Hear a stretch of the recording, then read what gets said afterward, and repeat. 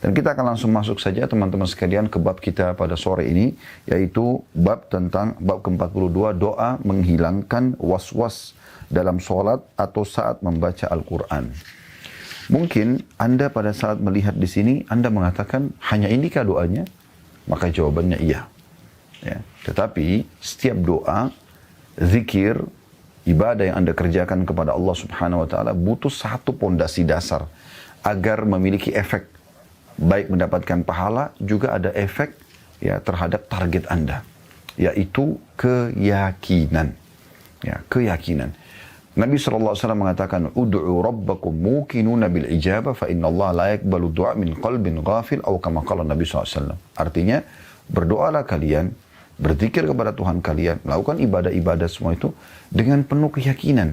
Karena Allah tidak akan menerima doa dari hati yang lalai. Dan makna doa sini bisa bermakna ibadah. Ya. Oleh karena itu kita harus lebih hati-hati dalam masalah ini. Jangan menganggap remeh walaupun doa itu mudah. Tapi bagaimana kita mempraktikkan dengan penuh keyakinan. Dan di sini diangkat oleh beliau sebuah doa saja. Yaitu membaca A'udzu billahi minasyaitonir rajim. Yang artinya, aku berlindung kepada Allah dari syaitan yang ar-rajim. Diterjemahkan dalam bahasa Indonesia terkutuk. Ya, tapi kalau kita ngambil letterletnya bahasa ini, rajim dari kata-kata rajam, yang berarti dirajam, dilempar. Kalau di hukuman orang berzina dilempar dengan batu. Kalau di alam syaitan, sebagaimana Allah Subhanahu wa Ta'ala sebutkan dalam surah Al-Mulk, walaqad zayyana as-samaa'a ad-dunya bimasabiha wa ja'alnaha rujuman lisyayatin wa a'tadna lahum 'adzabas sa'ir. Ya. Ini kurang lebih di ayat kelimahnya ya, seingat saya. Dan kami telah hiasi langit bumi ini dengan bintang-bintang dan kami jadikannya sebagai rujuman lisyayatin, untuk menjadi bahan ya untuk merajam syaitan-syaitan itu. Dan kami menjanjikan untuk mengancam mereka dengan siksa api neraka. Baik, jadi kita kalau membaca ini, Anda membaca dengan benar nggak sih, A'udzubillahi minasyaitonir rajim, bisa mengusir syaitan atau menghilangkan was-was, maka tidak terjadi. Efeknya tidak ada. Tapi kalau Anda ikuti dengan keyakinan, A'udzubillahi minasyaitonir rajim, dengan tulus, dengan ikhlas, dengan meyakini apa yang Anda ucapkan ini, maka dengan izin Allah Subhanahu wa Ta'ala pasti akan hilang. Lalu di sini dikatakan, lalu meludahlah ke sebelah kiri Anda sebanyak 3 kali. Ya, artinya meludah sini meniup ya, dengan sedikit ada ludahnya. Misal contoh, mohon maaf, ya, jadi bukan meludah besar, tapi tetap kepala Anda, kalau Anda lagi sholat, mata Anda di tempat sujud, kalau Anda merasa bacaan Anda terganggu, konsentrasi Anda terganggu, berarti dari syaitan. Dan ini salah satu cara yang paling efektif untuk mengetahui ternyata mereka ada dan mengganggu kita. Ya. Maka kita membaca dengan tulus, A'udzubillahi minasyaitonir rajim, lalu meniup sambil sedikit ada ludahnya ke sebelah kiri. Ya, kurang lebih seperti itu. Dengan penuh keyakinan sekali lagi. Kalau Anda tidak yakin, tidak berefek. Ya. Ada putut nomor 170, ini diriwayatkan oleh Imam Muslim di jilid 4 halaman 1729 dari hadis Uthman bin Al-As radhiyallahu anhu. Beliau berkata, aku melakukan atau membacanya maka Allah menghilangkan was-was tersebut dari diriku. Jadi Uthman bin Al-As radhiyallahu anhu, beliau teman-teman sekalian datang kepada Nabi SAW suatu hari dan mengatakan, ya Rasulullah, sesungguhnya aku terganggu dalam sholatku. Maksudnya seperti yang umumnya terjadi pada kita. Kadang-kadang baca konsentrasi, kadang-kadang menghayal gitu. Bahkan ada orang yang jauh sekali. Apa yang terjadi? Mereka sampai pada tingkat melupakan jumlah rakaatnya. Ya. Nah, dalam riwayat ini, Nabi SAW waktu Uthman mengeluhkan permasalahan tersebut mengatakan itu golongan syaitan yang bernama khinzib atau khanzab. Ya. Yang memang mengganggu orang kalau sedang sholat. Dia akan mengatakan ingatlah ini, ingatlah itu sampai seseorang di antara kalian tidak mengingat lagi jumlah rakaatnya berapa. Ya, berapa rakaat yang dia sudah kerjakan. Kalau datang kepadamu, ucapkanlah A'udzubillahi minasyaitonir rajim, lalu meniup ke sebelah kiri 3 kali dengan sedikit ada ludahnya tadi. Dan kata Utsman radhiyallahu anhu, pada saat aku mengamalkan itu, tidak ada lagi was-was itu yang datang. Nah, di sini teman-teman sekalian, kita kembali dulu ke judul ya. Dari judul ya, doa menghilangkan was-was dalam sholat. Kita akan bicara nanti panjang lebar tentang was-was insya Allah, atau sesuatu yang membuat orang bimbang dan ragu ya. Secara khusus dibahas dalam sholat, ini tadi hadis Utsman radhiyallahu anhu, dan juga saat membaca Al-Quran. Seringkali datang was-was. Ya, jenis-jenis was-wasnya beda-beda. Ada was-was syaitan pada saat baru mau memulai melakukan ibadah, sholat kah, zikir kah, doa kah, baca Quran kah, atau apa saja, supaya Anda malas melakukannya. Itu was-was yang pertama yang ditanamkan oleh syaitan. Ragu-ragu. Kayaknya nanti aja deh. Tunda. Atau ya sudahlah. Ya, seperti gitu. Jadi Anda malas. Maka cara efektif lawan. Ya. Kalau Anda sedang diserang, cara terbaik pertahanan adalah menyerang balik. Begitu yang terbaik dalam ilmu bela diri. Begitu juga dengan menghadapi syaitan. Pada saat Anda sedang diserang dengan bisikan-bisikan agar Anda malas beribadah, malas memulainya, maka lawan. Justru Anda lakukan pada saat itu. Ambil Al-Quran, baca. A'udhu billahi minasyaitan rajim. Bismillahirrahmanirrahim. Anda langsung zikir. Subhanallah, walhamdulillah, wa la ilaha illallah. Allah, Anda lanjutkan zikir Anda. Wirid yang biasa Anda lakukan. Istighfarkah, salawatkah kepada Nabi SAW. Anda langsung berdoa. Angkat tangan ke langit justru. Pada saat ada was-was datang. Antara azan dan iqamah ada kesempatan Anda berdoa. Syaitan bisikin, nanti aja. Masih panjang waktunya. A'udzubillahi minasyaitonirrajim. Langsung Anda baca pada saat itu. Anda mau sholat. Malas. Mau sholat duha, mau sholat apa saja. Langsung Anda mengatakan, A'udzubillahi minasyaitonirrajim. Lalu Anda sholat. Kerjakan ibadah tersebut. Ya. Itu sebelum Anda kerjakan. Was-was yang datang pada saat Anda kerjakan. Karena syaitan tidak bisa menjelma depan Anda lalu mencekik Anda, melarang Anda sholat misalnya. Atau melarang Anda bersedekah, atau berzikir, atau berdoa. Syaitan tidak bisa lakukan itu. Dia hanya bisa membisikkan, menanamkan was-was tadi. Ya. Bisikan-bisikan yang membuat Anda ragu untuk melakukannya, atau malas melakukannya. Nah di saat Anda melawan itu, Anda tetap melakukan sholat, Anda tetap zikir, Anda tetap bersedekah, Anda tetap haji dan umroh, Anda tetap bakti sama orang tua, Anda tetap berdoa antara azan dan iqamah, dan seterusnya. Maka ada tahap was-was setelahnya. Yaitu was-was yang datang membuat Anda jadi tidak konsentrasi. Nah ini yang terjadi pada riwayat Utsman radhiyallahu anhu. Karena beliau tetap sholat, akhirnya was-wasnya datang. Was-was di sini berarti datang bisikan-bisikan dari syaitan untuk membuat Anda tidak konsentrasi. Nah di saat itu sama jawabannya. Anda lawan, justru Anda konsentrasikan. Anda harus tanamkan dalam diri Anda perasaan menyesal kalau sampai ada bacaan ataupun gerakan yang Anda tidak hadir dalam sholat itu. Karena pada saat Anda mengatakan Bismillahirrahmanirrahim, Alhamdulillahi Rabbil Alamin, Ar-Rahmanir-Rahim, Maliki Yaumiddin, Anda hadir nih. Begitu Iyyaka na'budu wa iyyaka nasta'in, syaitan bisikin, ingatin pekerjaan, ingatin untung perusahaan, ingatin permasalahan, ingatin pertengkaran dengan orang, ingatin romantis dengan pasangan, dan segala macam. Maka Anda kadang-kadang Iyyaka na'budu wa iyyaka nasta'in sudah setengah konsentrasinya. Ihdinas siratal mustaqim, mungkin Anda sudah terbawa dengan arus bisikan tersebut. Nah di sini, di saat awal datang itu, maka Anda harus segera melawannya. Lawan dengan sederhana, tolak saja. Tetap, bahkan saya sering bahasakan dalam cara, pada saat berbagi cara khusyuk dalam sholat, walaupun sholat sir, kecilin suara, Anda dianjurkan tetap mengeluarkan suara. Sir artinya mengeluarkan suara. Ya, bukan menghilangkan suara sholat duhur dan asar misalnya. Tetap Anda baca Bismillahirrahmanirrahim, Alhamdulillahirrahmanirrahim. Yang Anda dengar sendiri, jangan ganggu orang di sebelah. Itu namanya sholat sir, kecilin suara. Bukan hilangin suara. Anda hilangin suara, ya.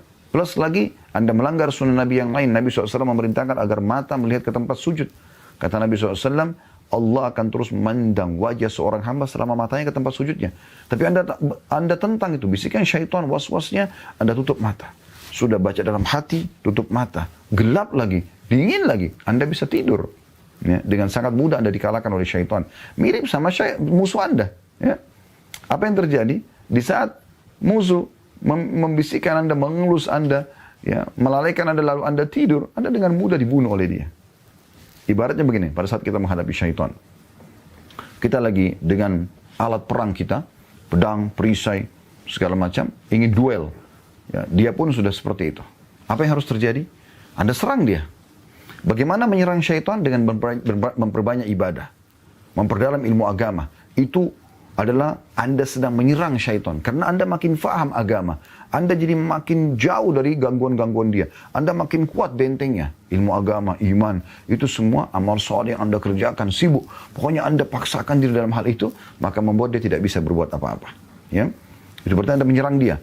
Atau kalau Anda vakum, maka minimal Anda menangkis. Gitu kan? Anda menangkis dengan cara misalnya Anda menolak, ya. Pada saat dia bisikan atau diajak, Anda menolak itu. Anda menolak itu, ya. Karena dengan Anda menolak itu, maka secara otomatis, ya, Anda akan aman. Anda nolak, walaupun ada was-wasnya datang, tapi awal saja. Tapi awal saja, ya. Tetapi hanya awal saja. Nah, ini poin yang perlu untuk digaris bawahi, ya.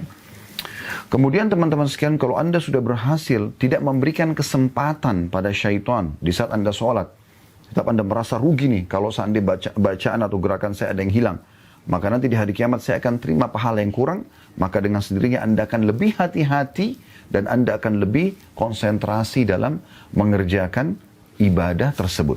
Anda coba praktikin pelan-pelan insya Allah, maka Anda akan lihatkan atau menemukan hasilnya. Nah, ini dalam sholat. Begitu juga dalam ibadah yang lain, semuanya sama. Bersedekah, awal mau kerjakan, dibisikin supaya jangan lakukan. Pada saat Anda sudah kerjakan, dibuat was-was Anda. Pada saat Anda sudah tetap, saya mau sedekah. Ya. Di saat Anda pegang uang, maka syaitan akan membisikkan Anda. Di saat Anda punya 50 ribu atau 100 ribu, syaitan akan mengatakan 50 ribu aja deh. Kalau ada lebih kecil, lebih kecil. Anda tetap sedekah, tapi jumlahnya jadi kecil. Nah, itu juga termasuk was-was. Justru saat itu lawan. Keluarkan yang 100 ribu. Ya. Nah, itu resep yang sederhana untuk menghilangkan was-was ini. Dalam semua ibadah, termasuk sekarang misalnya kami lagi umrah atau haji. Berapa banyak orang yang punya kemampuan. Ada waktu, ada harta, ada kesehatan. Tapi nggak mau berangkat. Alasannya pandemi. Apa yang mau ditunggu? Kalau Anda pergi umrah dan haji di masa pandemi seperti ini, pahalanya akan beda dibandingkan Anda umrah dan haji di masa tidak ada pandemi. Karena cobaannya lebih berat. Ya, kata Nabi SAW, Inna idhamal ajri ma'idhamal bala. Besarnya balasan pahala sesuai dengan besarnya kadar cobaan. Gitu kan? Beda pahalanya orang yang sholat subuh di Indonesia, yang gerimis sedikit masih bisa pakai payung, dengan orang di Rusia yang minus 10, minus 20, salju, tapi mereka pergi ke masjid. Beda pahalanya, karena lebih besar cobaannya. Ya. Beda pahalanya di saat Anda meninggalkan zina, riba, dengan sendirinya Anda mau tinggalkan, tidak ada godaannya. Dengan orang yang sedang digoda oleh lawan jenisnya, orang yang sedang ada penawaran-penawaran besar dengan riba, tapi dia tolak. Di sini lebih besar pahalanya. Nah, ini poin juga yang perlu digarisbawahi insya Allah. Dan agar Anda bisa insya Allah meninggalkan semua ini, Anda akan kita sebutkan di kiat-kiat untuk menghilangkan was-was tersebut. Kita langsung masuk dulu ke poin ke-43, bab ke-43, yaitu doa menghadapi perkara sulit. Bisa kita jadikan doa ini dalam semua perkara sulit atau juga perkara seperti ini.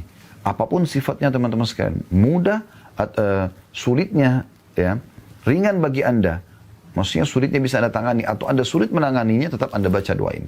Di antaranya juga misalnya, sudah bertahun-tahun Anda tidak bisa konsentrasi sholat. Anda selalu titipkan dalam doa Anda apa yang kita akan bacakan di bab ke-43 ini. Yaitu doa yang diajarkan Nabi SAW, Allahumma la sahla illa ma ja'altahu sahla wa anta taj'alal hazna idha syi'ta sahla. Ya Allah, tidak ada kemudahan kecuali apa yang Engkau jadikan mudah. Mudah untuk sembuh dari penyakit, mudah untuk konsentrasi dalam sholat, mudah untuk melaksanakan ibadah. Ini semua sama. Mudah untuk meninggalkan dosa-dosa. Ya. Kita minta itu. Ya Allah, tidak ada kemudahan kecuali apa yang telah Engkau jadikan mudah. Dan Engkau kuasa menjadikan jalan terjal atau sesuatu yang sulit. Sulit hilang dari penyakit was-was. Sulit sembuh dari penyakit. Sulit mendapatkan pekerjaan. Sulit untung dalam perusahaan. Dan segala macam hal. Dan Engkau menjadikan jalan terjal atau yang sulit menjadi mudah dilalui dan landai apabila Engkau berkehendak. Ada footnote nomor 171 diriwayatkan oleh Ibnu Hibban dalam Sahihnya nomor 2427 dan Ibnu As-Sunni nomor 351. Al-Hafidh Ibnu Hajar mengatakan hadis ini adalah hadis yang sahih. Hadis ini adalah hadis yang sahih, ya. Dan juga kita perlu mengaitkan dengan dua bab lagi setelahnya, ya, karena ini berhubungan sekali bahasannya. Salah satu nanti akan kita titipkan, tapi saya bacakan langsung bab 44 sama 45. Bab 44 menjelaskan poin. Sekarang begini, kalau seandainya Anda sudah amalkan tadi bab 42 itu, Anda sholat terganggu konsentrasi. Anda baca a'udzubillahi minasyaitonirrajim. 3 kali ke sebelah kiri. Ternyata masih saja ya, ada gangguan tersebut. Anda boleh baca yang kedua kali, Anda baca yang ketiga kali. Tapi ternyata di rakaat pertama Anda sudah konsentrasi. Rakaat kedua Anda mulai lagi lalai. Ini berarti ada faktor lain. Apa itu? Dosa. Dosa. Dua ini yang membuat Anda tidak bisa konsentrasi dalam sholat. Yaitu digangguan syaitan dan yang kedua dosa Anda. Kapan dosa Anda makin banyak, Anda makin sulit untuk khusyuk, untuk konsentrasi. Anda makin malas untuk melakukan ibadah-ibadah. Oleh karena itu, ada bab di sini dikatakan, bab 44, apa yang diucapkan dan dilakukan orang yang melakukan satu dosa. Rasulullah SAW bersabda, tidaklah seorang hamba berbuat satu dosa, lalu dia berwudu dengan sempurna. Anda wudu, ya, pada saat Anda sudah coba, ya, tadi konsentrasi tadi masih terganggu, Anda coba untuk berzikir tapi kok masih malas, Anda coba untuk mau daftar umroh haji tapi kok masih ragu, ya, sudah baca a'udzubillahi minasyaitonir rajim tapi masih ada, berarti ada masalah dengan syaitan, dengan dosa. Selain syaitan ada dosa, karena dosa ini adalah senjata syaitan. Kalau Anda melakukan pelanggaran agama, ya, berarti Anda diambang, ya, hukuman Allah Subhanahu wa taala. Maka dengan itu syaitan bisa meraih Anda, ya. Nabi Adam alaihissalam kapan dia bisa berhasil, ya, dikuasai syaitan pada saat dia melanggar, ya. Dia mau membuka pintu untuk itu, maka digodalah oleh syaitan. Tapi di saat Anda komitmen untuk tidak membuka pintu dosa, maka Anda akan aman seperti Anda punya tameng yang sangat kuat. Rasionalnya begini, kalau seandainya rumah Anda bolong temboknya, udara kencang, ya, kemudian hujan misalnya, banyak nyamuk, Anda punya dua opsi. Ini maksud saya ini adalah gangguan syaitan, ya, dosa-dosa, terbuka sekali. Dalam depan Anda ini terbuka peluangnya, terbuka pintu-pintunya. Bagaimana caranya? Ada dua cara. Yang pertama kurang efektif, dan Anda pasti kena efeknya. Yang kedua efektif sekali. Yang pertama adalah Anda pakai selimut saja. Anda bungkus diri Anda saja. Ya. Hujan masuk, angin kencang, nyamuk banyak, tapi Anda cuma mau selamatkan diri Anda saja. Dengan, ya, dalam keadaan yang sangat sederhana. Ini tidak efektif. Walaupun Anda bisa lakukan itu. Seperti sebagian orang, sudahlah, nggak apa-apa. Ya, udah dosa-dosa dikit, nggak apa-apa. Nah, gitu ya. Cara yang efektif adalah yang kedua. Bagaimana caranya? Tutup tembok itu, saudaraku. Tutup. Beli batu bata, semen, tutup. Artinya, tutup semua kantong-kantong dosa itu. Tutup semuanya. Anda lebih tahu dosa yang Anda lakukan dalam keseharian. Tutup pintunya. Tutup, selesai. Nggak perlu Anda pakai selimut. Anda aman dari semuanya langsung. Ya, angin kencangnya, badainya, ya, hujannya, ya, nyamuknya. Anda aman. Anda bahkan tidak pakai selimut pun aman dalam rumah. Itu yang penting. Banyak orang di antara kita masih membuka pintu-pintu dosa yang akhirnya mengganggu semua ibadah dia. Mengganggu konsentrasi dalam ibadah. Jadi malas orang ibadah dengan dosa itu. Kenapa Anda tidak bisa menangis pada saat baca Quran? Kenapa Anda tidak betah membaca Al-Quran sampai sekian juz dalam satu kali duduk? Kenapa Anda tidak tenang untuk mengunjungi orang tua Anda, duduk berlama-lama dengan mereka pada saat Anda berbakti? Dan semua jenis ibadah Anda malas sekali untuk berlama-lama di situ. Karena ada dosa. Dosa ini membuat Anda jadi malas untuk mengerjakan semua itu. Kalau Anda bersihkan dosa-dosa itu, Anda tutup itunya. Ada tobat, Anda tutup. Selesai urusannya. Zina, riba, dusta, gunjing, fitnah, semua ini. Apa saja. Hilangkan, tutup. Saya mau berubah, saya tobat nasuha. Di saat itu, Anda seperti membangun sebuah benteng yang sangat kuat. Yang setan tidak akan pernah bisa mengganggu Anda. Ini sangat luar biasa dahsyatnya. Kalau orang masih membuka pintu-pintu maksiatnya, ibaratnya dia rumah tidak ada pagar sama sekali, tidak ada pintu, ular-ular bisa masuk menggigit Anda. Saya ibaratkan ular ini adalah syaitan gitu. Tapi di saat Anda mulai beribadah, walaupun Anda masih beribadah, ya, malas-malasan, Anda sudah mulai punya pintu, tapi masih dari kayu yang rapuh. Syaitan masih bisa patok, ular masih bisa patok untuk dia masuk, masih bisa nyelip. Tapi kalau Anda, ya, taubat nasuha, Anda tutup pintu dosa, Anda seperti punya tembok baja yang sangat kuat. Kalau syaitan patok, giginya patah. Tidak bisa gitu. Ada seseorang menceritakan saya kemarin, subhanallah, orangnya konsentrasi selalu kalau jaga sholat. Sudah meninggal, rahimahullah. Konsentrasi pada saat dia sholat, gitu kan. Maka ada satu dukun yang buat pengakuan setelah itu kepada beliau mengatakan bahwasanya saya berusaha menyihir Anda, ada orang yang dulu yang tidak suka sama Anda, menyihir Anda, tapi saya tidak bisa. Bahkan saya yang hampir mati karena sholat Anda sangat bagus. Bayangkan, jadi ibadah itu dengan meninggalkan dosa akan menjadi tameng yang sangat kuat. Sulit mereka untuk menyerang kita. Karena kita punya banyak sekali perangkat-perangkat yang akan membentengi kita dari gangguan-gangguan syaitan tersebut. Nah, di saat Anda sudah baca isti'adah ternyata masih terganggu, baca a'udzubillahi minasyaitonirrajim masih terganggu, coba Anda lakukan resep yang kedua ini, yaitu bab ke-44, kata Rasulullah SAW, tidaklah seseorang hamba berbuat satu dosa, lalu dia berwudu dengan sempurna, kemudian berdiri melakukan sholat 2 rakaat, ini sholat taubat ya, lalu beristighfar, memohon ampun kepada Allah, melainkan pasti Allah akan mengampuninya. Ingat, dengan penuh keyakinan. Anda wudu, Anda sholat 2 rakaat antara Anda sama Allah. Cari tempat yang paling tertutup di kamar tidur Anda. Sholat antara Anda sama Allah. Jauh dari riak, jauh dari pujian orang, jauh dari pandangan orang. Anda sholat ikhlas. Ya Allah, saya ingin sholat taubat ini. Allahu Akbar, Anda sholat. 2 rakaat sholat seperti biasa aja. Setelah salam Anda tutup mata Anda istighfar dengan tulus. Astaghfirullahaladzim. Alladzi la ilaha illa wal hayyul qayyum wa atubu ilaih. Astaghfirullah. الذي لا إله إلا هو الحي القيوم وأتوب إليه أستغفر الله الذي لا إله إلا هو الحي القيوم وأتوب إليه.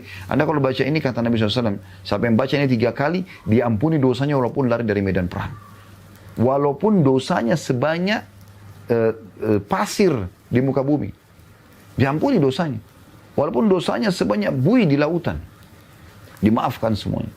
Anda tulus, maka dengan bersih dosa itu, Anda tobat nasuha kepada Allah SWT, Anda coba minta agar Allah tolong, setelah itu Anda tetap konsentrasi untuk tidak lagi terjerumus dalam dosa yang sama, Anda berubah, apapun perkataan lingkungan Anda, teman-teman Anda mengatakan, iya saya sudah berubah, saya tobat. Oh kamu alim ya, kamu gini ya, iya gak masalah.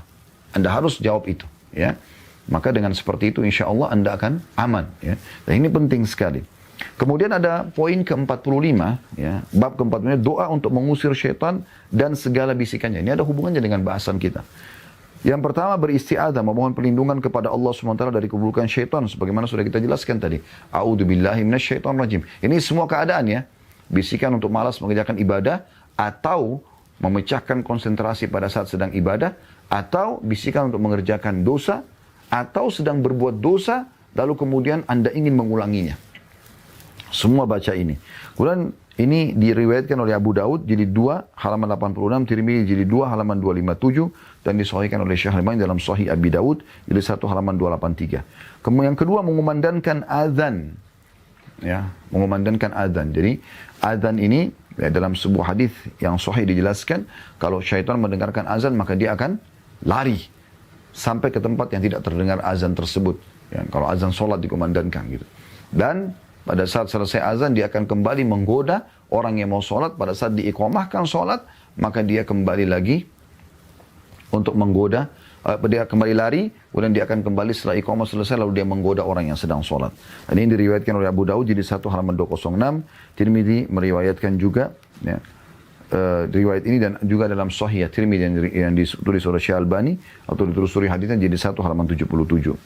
Kemudian yang ketiga membaca zikir-zikir dan membaca Al-Quran. Diriwayatkan oleh Imam Muslim jilid 1 halaman 291, Imam Bukhari jilid 1 halaman 151. Artinya membaca zikir-zikir yang lain, teman-teman sekalian, yang sifatnya ya memang bisa membantu kita. Misalnya kita memohon, ya Allah tolong selamatkan saya dari gangguan syaitan ini. Ya Allah hati hamba selalu was-was, hati hamba selalu malas untuk beribadah, malas berzikir kepadamu, malas bersyukur kepadamu, selalu kufur. Lisanku berbuat dosa, ya Allah, mataku melihat yang haram, telingaku dengar yang haram, tanganku menjamah yang haram, kakiku melangkah pada yang haram, tolonglah aku ya Allah. Jadi sebutkan doa-doa itu. Mohon kepada Allah Subhanahu wa taala. Mohon kepada Allah Subhanahu wa ta'ala. Dan kita tutup teman-teman sekalian bacaan buku ini ya. Kita akan kembali ke bahasan kita insyaAllah. Yaitu bab ke-46 bab ke-46 doa pada saat terjadi sesuatu yang tak diharapkan atau di luar kehendak. Nah ini misalnya Anda melakukan perbuatan mengikuti waswas syaitan tersebut. Maka Anda baru sadar gitu. Ya, sudah terjadi. Nah, setelah dilakukan, bagaimana Anda menyelamatkan diri supaya Allah SWT mengembalikan Anda, ya, menerima Anda sebagai hambanya yang patuh, maka Anda membaca qadarallahu wa ma syaa fa'al. Ya. Ini adalah takdir Allah dan apa yang dikehendakinya pasti akan terjadi. Ya, pasti akan terjadi. Ya. Adapun nomor 176, Rasulullah SAW bersabda, orang mukmin yang kuat adalah lebih baik dan lebih Allah cintai daripada orang mukmin yang lemah, dan pada masing-masing dari keduanya sama-sama ada kebaikan. Bersungguh-sungguhlah meraih apa yang bermanfaat bagimu, lalu mohonlah pertolongan kepada Allah dan jangan lemah. Ya. Bila sesuatu menimpamu, maka jangan berkata, seandainya aku melakukan ini dan itu. Akan tetapi katakanlah Allah menakdirkan demikian dan apa yang dia kehendaki pasti dia lakukan, karena sungguhnya ucapan seandainya membuka pintu syaitan. Hadis riwayat Muslim di tempat halaman 2052. Ya, jadi sampai sini teman-teman sekalian kurang lebih dari bab ya 42 tadi sampai ke bab 46 adalah satu rangkaian bahasan. Jadi Anda kalau melakukan satu kesalahan pada Allah SWT, maka Anda merasa bersalah, Anda mengatakan kalau Allahumma sya'fa'al, kemudian Anda ikuti dengan sholat taubat, ya, istighfar kepada Allah, lalu kemudian Anda mulai memaksakan diri untuk ibadah kepada Allah Subhanahu wa taala. Insyaallah ke depan kita akan lanjutkan di bab 47. Ini sudah doa yang berbeda, yaitu ucapan selamat bagi orang dikaruniai anak dan jawaban untuk yang mengucapkannya. Baik, kita akan masuk teman-teman sekalian ke bahasan lagi tentang masalah was-was, ya. Bagaimana kita memahami poin ini teman-teman sekalian. Was-was ini, ya, Allah Subhanahu wa taala sebutkan dalam surah An-Nas, ya. Anda sudah hafal, alladzi yuwaswisu fi sudurin nas. Jadi kita memang berlindung kepada Allah dari was-was ini, bisikan-bisikan baik yang membuat kita ragu terhadap keyakinan kita kepada Allah, keyakinan akan janji-janji Allah terhadap ibadah yang kita mau kerjakan, keyakinan tentang adanya ancaman dosa yang kalau kita kerjakan, ya. Atau memang Anda malas untuk mengerjakan ibadah tersebut. Masuk semua dalam was-was, ya. Alladzi yuwaswisu fi sudurin nas, yang banyak terbisikkan di dalam hati manusia. Jadi dalam hati dia, ya. Lalu Allah bilang apa? Perhatikan bisikan dari mana? Minal jinnati wan nas. Dari jin dan manusia. Perhatikan ya. Jadi tidak selamanya bisikan itu dari syaitan jin. Tapi ada syaitan manusia. Kalau syaitan melihat dengan bisikan-bisikan Anda bisa tepis, maka dia akan membisikkan kepada orang-orang fasik di sekitar Anda, orang yang jauh dari agama, untuk membantu dia membisikkan pada Anda. Mungkin Anda sudah tidak mau ke diskotik, tapi Anda sudah, saya mau komitmen, saya mau di rumah, boleh baca Quran, boleh sholat malam. Maka dia akan gerakkan teman-teman lama Anda untuk menghubungi Anda. Gitu. Itu termasuk minal jinnati wan nas. Supaya Anda bisa terpengaruh. Nah, kalau Anda akan sukses kalau Anda melawan semuanya. Selama bisikan menuju kepada maksiat kepada Allah. Atau malas mengerjakan ibadah dari syaitan. Pasti, nggak mungkin tidak. Tolak, lalu Anda paksakan diri. Lawan itu, Anda paksakan diri mengerjakan ibadah dengan izin Allah Subhanahu wa ta'ala. Sebab-sebab munculnya was-was ini teman-teman ulama mengatakan yang pertama karena minimnya ilmu syar'i. Ya. Kalau Anda selalu menggali ilmu-ilmu agama sehingga anda tahu seperti pada sore ini misalnya teori-teorinya, maka Anda akan aman. Maka selalu dalami ilmu agama. Jangan pernah merasa cukup dengan ilmu agama. Ingat, saya sering bahasakan, ilmu agama ini teman-teman sekalian lebih kita butuhkan daripada makanan pada saat kita lapar, minuman pada saat kita haus, tempat tidur pada saat kita sedang ngantuk, ya. Obat pun pada saat kita sedang sakit dan dokter. Kenapa? Karena ilmu agama akan memandu kita mana makanan, mana minuman, ya, mana tempat istirahat, mana obat, mana dokter yang boleh dan tidak boleh sesuai dengan pandangan agama. Ya. Kemudian yang kedua, lemahnya keimanan dan banyaknya maksiat. Nah, ini tadi sudah kita sebutkan. Ya. Kapan Anda merasa selalu melemahkan iman Anda dengan buat dosa terus-menerus, tidak mau meninggalkan dosa tersebut, maka secara otomatis Anda akan lemah. Sebagaimana tadi sudah saya kasih contoh-contoh. Ya. Yang ketiga, pergaulan yang sangat dibuka bebas. Pergaulan yang sangat dibuka bebas, sehingga akhirnya membuat, ya, pengaruh itu bisa terjadi dari dua sisi. Misalnya dia punya teman-teman atau komunitas orang-orang yang baik. Ada pengaruhnya nih, kayak Anda duduk dalam majelis ilmu, Anda diajak Zoom, Anda diajak Ya, kami ajak Anda di medsos, Anda buka, luangin waktu, buka handphone Anda nonton, Anda ikuti cuplikan ini. Maka Anda sedang bersama komunitas yang sama-sama ingin mendekatkan diri kepada Allah. Tapi di satu sisi mungkin, ada di antara kita yang lagi sibuk pegang handphonenya, ada 2 handphone, yang satu dia pakai dengar, syaitan bisikin dia. Kan saya lagi dengar taklim, sibuk dengan handphone yang lain, balas juga WA yang lain. Maka syaitan sudah pecahin konsentrasi. Tidak mungkin teman-teman bisa bertemu 2 hal ini dalam satu hati seorang hamba. Sebagaimana Nabi SAW bahasakan. Tidak mungkin ada 2 hal bergabung dalam satu hati seorang hamba. Itu nggak mungkin. Oleh karena itu kita harus hati-hati dalam masalah ini. Sekali Anda kerjakan satu perbuatan, Anda konsentrasi. Saya kasih rasional gini, supaya mudah difahami. Anda kalau lagi makan teman-teman sekalian, ini kan supaya mudah difahami. Yang ada depan Anda adalah nasi, tempe, sambal, sama sedikit misalnya lalapan atau kangkung misalnya, sayur. Di saat itu kalau Anda mau rasakan nikmatnya, jangan pernah membayangkan makanan lain.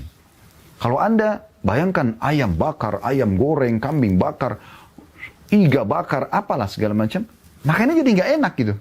Ya? Ada pernah lihat nggak ada orang makan cuma nasi sama sambal tapi lahap, kita pun jadi tertarik untuk makan gitu. Kenapa? Karena dia menikmati itu, dia konsentrasi di situ. Nah ini poin rasionalnya teman-teman. Anda kalau lagi sholat, maka sholat saja, nggak usah ingat yang lain gitu. Anda kalau lagi zikir, zikir saja. Anda kalau majelis ilmu saja, nggak usah sibuk dengan kegiatan yang lain. Karena itu cara syaitan membuat Anda mundur, minimal kurang dari kegiatan positif Anda kepada sebagainya teralihkan kepada maksiat kepada Allah SWT. Atau minimal kelalaian. Tadi saya sudah kasih contoh. Dengar taklim begini memang ada suaranya di kamar Anda, di ruangan Anda. Tapi Anda masih sibuk dengan kegiatan lain. Ya, masih gerakin mouse di meja Anda masih pegang handphone yang lain, Anda masih tertawa, membaca WA, baca grup-grup. Ini tidak bisa, nggak bisa konsentrasi. Beda efeknya dengan Anda duduk, Anda dengarin, Anda resapi. Jangan lihat saya menyampaikan, tapi apa yang disampaikan. Kalau itu benar, maka akan menyentuh hati Anda. Allah memang menurunkan wahyunya Al-Quran dan Sunnah seperti ini. Kita pelajari agar menyentuh hati manusia dan mereka berubah ya, dari keburukan kepada kebaikan, dari pembangkangan kepada ketaatan, gitu kan? Dari pelit kepada dermawan. Mereka akan berubah dengan ilmu seperti ini. Maka Anda harus lakukan itu tentunya. Di antara banyak contoh-contoh was-was itu banyak sekali ya, seperti orang kalau mau wudu diganggu, ya, malas. Orang mau sedekah, malas. Orang mau ibadah apapun selalu dibuat malas, ya. Oleh karena itu, cara untuk mengobatinya sudah kita berikan gambaran tadi adalah bagaimana Anda menuntut ilmu syar'i, kemudian Anda coba mulai sekarang taubat nasuha dari dosa-dosa Anda, ya. Jadi Anda buat dulu perangkat-perangkat, kalau mau perangkat begitu, siapin dulu semua persiapan ini, ya. Anda taubat kepada Allah Subhanahu wa taala, ya.